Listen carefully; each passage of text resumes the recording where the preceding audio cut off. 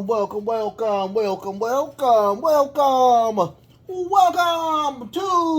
WrestleCram. This is your boy, the host with the most, but humble. And I do mean humble. The Nostradamus, aka Derek, and I'm here on a Tuesday to give you NXT. Not 2.0, just regular NXT, you guys. First and foremost, thank you so much for being a part of the show. If you're watching it today, you're watching it tomorrow, you're watching it next week, I truly do thank you from the bottom of my heart to the depths of my loins. I truly do thank you. Without you guys, it truly wouldn't be me. And I truly mean humble when I say it at the beginning of every single show that I do. If you want to do anything else for me other than watching the show, and I thank you for watching it, go ahead and hit the like button, you guys. Hit the like button. You want to do anything else for me? Go ahead and hit the sub button. We're on the road to monetization. Alright? If you want to do anything else for me after this, I will ask for nothing else more.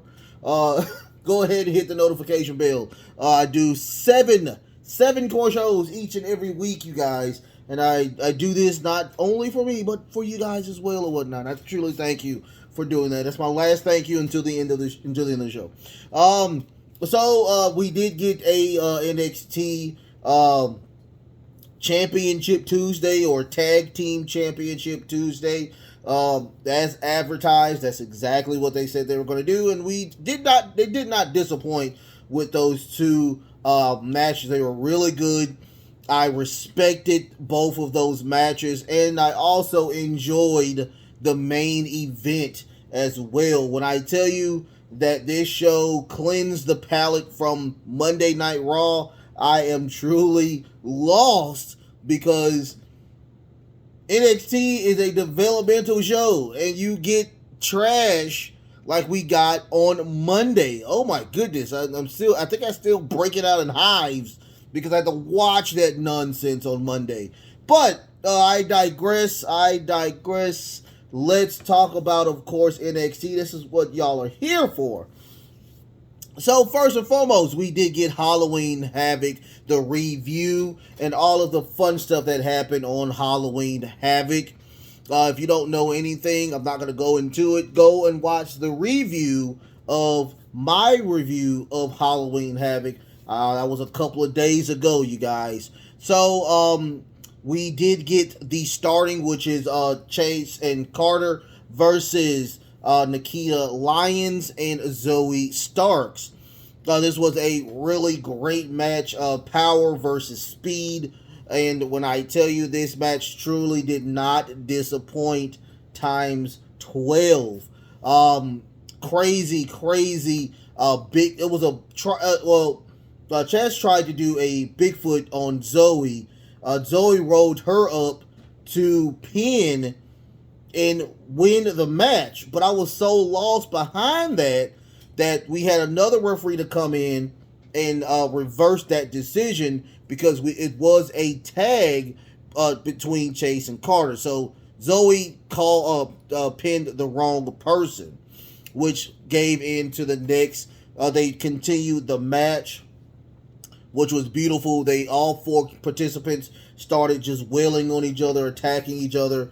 We get that crazy super kick by Nikita Lyons, and that split thing where she tries to pin. We did get an interruption with that as well, eliminating Nikita Lyons from the match altogether. After that, we get that beautiful ending from Chase and Carter for them to roll up Zoe to win the match. Once again, it was a really great match. I enjoyed it times 12. Very fun opener for NXT. After that, we get an Ilya Dragunov promo where he is literally calling JD McDonough cancer. He is the cancer of NXT. Also, he's saying that a fraction of a second away. He was a fraction of a second away from winning the NXT title. If you didn't watch it, JD did grab the referee after close to a third count, third grab for the on the mat by the referee, ending that little segment of the match. He says nobody is safe. Nobody is safe in NXT until JD McDonough is removed. So after that, we get a Wes Lee promo where the crowd comes in and says, "You deserve it," and he counters by saying, "Y'all are gonna make me cry again." He also says, "Winning the title gave me validation and purpose." Also, outcomes Grayson Waller. I'm guessing that saga between Waller and Creed or Cruz. I said Creed. Cruz is over with. So I'm guessing he's trying to shoot his shot to be the first challenger for the North American title. But out comes R-Truth again out of nowhere, and he talks about Welcome to Halloween Havoc. They're both really confused. Grayson Waller tells him that was 2 days ago, and he also says that Wes Lee comes in and said, "Yeah, it was two days ago. I won the North American title," and R-Truth is very happy about that. He goes to Waller. He says, "Waller, did you win your match?" And he said, "Well, technically, I did win." Technically, he did win, but they did not give him the satisfaction because they brought another casket out there where Cruz did throw him into that casket. And so Grayson Waller's like, he was upset behind that, and he's like, "Yo, I'm going to challenge you to a match, but not this week. It's going to be next week. I'm going to give you a week to figure out what you want to do." So R-Truth attacks... Grayson Waller attacks R-Truth. R-Truth gives him the business. Wes Lee gives him the business. And they throw him out of the ring. That was the end of that segment. I thought that was pretty funny. Pretty awesome. So we do get Blade and Idris. They are talking about... Blade is very nervous. And it's just like, yo, this is what we came here for. This is why we are here. This is why we came so far to go ahead and get these titles. And he was like, "I'm motivated now, so let's go ahead. Let's get these titles." In my brain, I'm thinking, yeah, they're going to be the ones to win tonight. I thought we was going to get an upset. Spoiler! But anyway, after that, we get Quincy Elliott. He brings out Shotzi.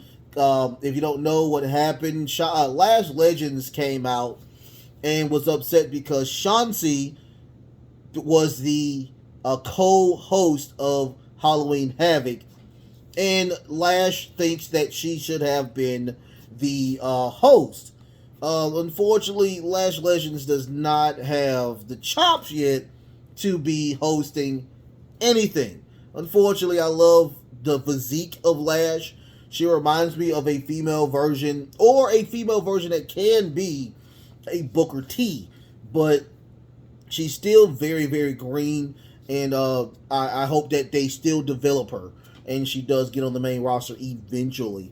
Because I like her physique. I like everything about her. It's just her mouthpiece is really bad, and she still isn't, to me, to the caliber of main roster yet. But I think she has the potential out of a lot of women that's on the show as of right now. Very, very quick match. We get the that beautiful DDT from Shotzi for her to win with that what is it? Never Wake Up. It's a Never Wake Up DDT. It's an inverted DDT, and she does win the match with that. Great, quick match, but she's a main roster person. Plus, I see a lot of potential in Shotzi taking that belt off of out of everybody, because there's not a lot of people on the SmackDown roster, but if it's anybody, it would be Shotzi to take that belt off of Ronda Rousey. After that, we get a promo from Apollo Crews, where he's saying that the Grayson Waller effect is on his rear view mirror, and his focus now is on 2020 eyesight, where he talks about now he is going for the NXT title. He's saying that everybody is waiting on, of course, the NXT champion to come back and talk. He has an announcement or something for next week. Everybody's on pins and needles to see exactly what they're going to do. After that, the Creed brothers come out.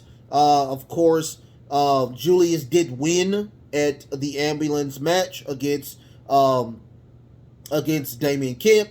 And now the deal was that if Julius wins, Brutus gets 5 minutes with Damian Kemp. Now, they was ready for it. They came to the ring. Brutus was very humbled and very happy that Julius did save his career in NXT. But unfortunately, Kemp did get on he's on the video Titantron, and he does say that unfortunately he is unable to compete. Medical did not clear him to wrestle, but when he is ready, he is going to give, of course, Brutus his 5 minutes. And Brutus just says, bro, the longer we're waiting, the more your butt whooping is going to be.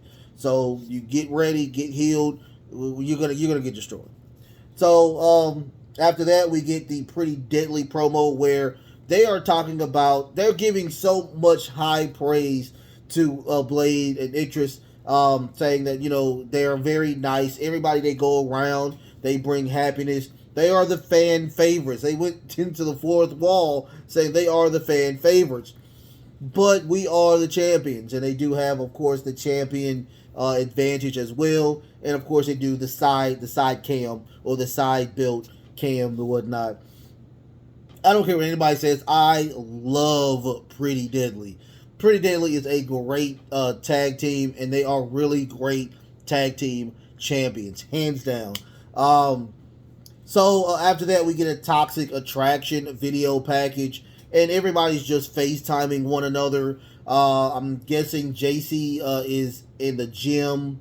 The other young lady is on the pool, and of course, Rose is in the car going to a photo shoot.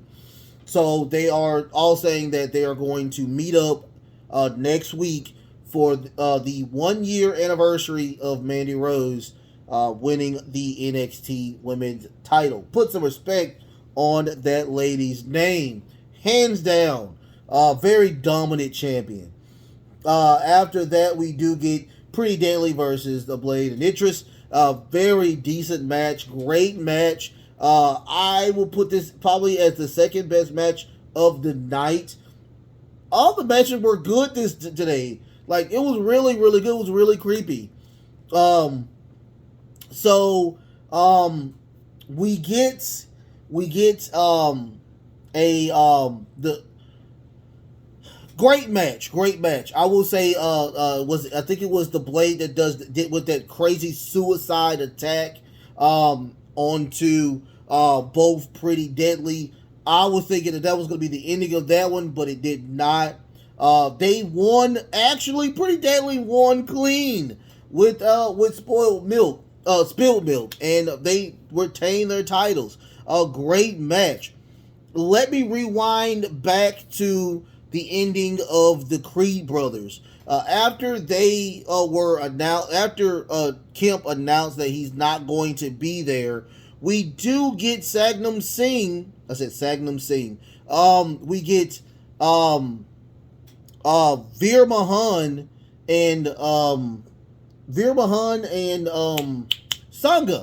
Sanji. They attack the Creed brothers, beating the living shit out of them. But it looks like Sanji is being manipulated, because if you look at what happened, Sanji just grabbed Julius, didn't want to do anything. Veer looks at what's going on and goes and gives Julius a lariat, knocking him out. And so I think that snaps Sanji out, and he attacks Brutus. Don't know what happened with that, because I thought that Sanji was a face. So I don't know what's going on. I thought that was very interesting that's leading up now to another beef between those two. Where is Gallus? Gallus can't be. They can't be suspended that long. Friday, Houston Astros game 1 of the World Series. I didn't want to. I mean, I guess I'm promoting it. I don't know. I'm not promoting it. No MLB here. But that game, the night 1 or game 1 of the World Series is Friday. So after that, we get Schism. Let me take that back. I'm sorry. Rewind. We get a J.D. McDonough promo. J.D. McDonough is saying that he could not get out of bed Sunday because of the intense match that Triple Threat was to him. He also knows that Dragunov did not get out of bed that Sunday as well. And he also says that Dragunov tells him that he's a cancer, but he calls himself the necessary evil. And he, of course, is going to win. He guarantees he's going to win the main event for NXT. After that, Zoe and the Nikita Lyons post-match scrum, they were upset because they know Zoe knows for a fact that they did win. She's furious. She slams the locker, and she's guaranteeing that next week they will leave as NXT Women's Tag Champions. After that, we do get Schism. Schism comes out, and like they said on Halloween Havoc, they will reveal their newest recruit to Schism. So Gacy comes out and says pride and arrogance is all throughout NXT. And togetherness is the greatest accomplishment. Remove your mask and join the Schism or be torn down. And after that, everybody else did their little poems and whatnot. I didn't write any of that down because it was just literally poem after poem. You know, the exact same thing what Gacy just said. So the young lady did reveal her mask. It's Ava Rain as the new member of Schism. I don't know who Ava Rain is, but she looks very interesting, and I would like to see more of Ava Rain. The women's division is really, really stacked in NXT, and I love it times 12. So after that, we get the Indy Hartwell versus Soul Ruka, and Ruka got on did a promo first and was just saying that this is her second match. Her second match, you guys. I did kind of critique her a little rough, but this is her second match. And Ruka did say that just like with the Waves, it is going to be a really, really hard match between her and Indy Hartwell, who is a veteran of, NXT now. So they get their match, and it is a quick match. Indy Hartwell just literally giving her back-to-back hits to the back of the head. She grabs her 3 times and doing lariats in the back of her neck for Indy to pin and win the match. So after that match, at the end of the match, we got a young lady comes out and attacks both Ruka and Indy Hartwell, and it is Electra Lopez. She comes out, and very, very beautiful young lady, and she just comes out ways lace and says she's putting everybody on notice. She is here. She came back. Apparently, she probably was on some type of injury, or I don't know what happened with that, but she's back and she's ready to put everybody else on notice. After that, we get the Chase University video package where Duke Hudson takes the chair of Broly or Buddy. Is it Broly or Buddy? In the comments, is it Broly or is it Buddy? He was not there today, so Duke took his chair, and the the assignment is going to be holiday traditions in the WWE. They started with Survivor Series, and other than that, that was about it with that situation. Again, now Duke Hudson is literally the trying to take over as the number one person in Chase. That's what it looks like in Chase University. So after that, we get a Roxanne Perez video package where she's saying she doesn't like the character she was at Halloween Havoc. She wasn't feeling a lot of it, but she says Cora Jade wasn't mad at her, but afraid of her potential. I do see Roxanne Perez probably to be the person to take that belt off of Mandy Rose. It's the only person I can think that right now they could take that belt off Mandy Rose. So we'll see. Hopefully, we'll see her next week. Cora Jade probably be out for a little bit. Probably on vacation now. Well deserved. Blade and Itchers, they are walking out of the stadium with their heads held low due to the fact that they did not win. A truck pulls up with beautiful women and gentlemen saying, "Hey, of course you know you lost, but it is what it is. Let's still go celebrate. Let's paint the town completely not red, but purple and green and blue."